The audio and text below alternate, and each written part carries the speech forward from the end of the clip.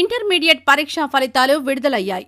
Inter first year, second year ఫలితాలను deputy CM Bhatti Vikramarka మంగళవారం మధ్యాహ్నం 12 గంటలకు ఇంటర్మీడియట్ బోర్డు కార్యాలయంలో విడుదల చేశారు.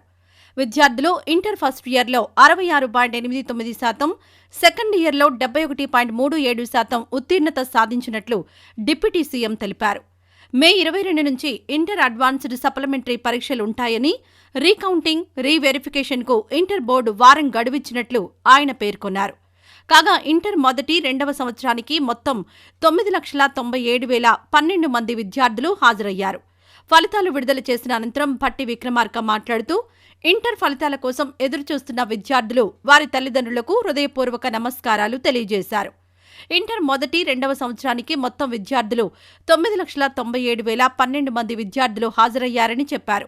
ఇంటర్ ఫస్ట్ ఇయర్లో 66.89% ఉత్తీర్ణత సాధించగా, సెకండ్ ఇయర్లో 71.37% ఉత్తీర్ణత సాధించినట్లు చెప్పారు.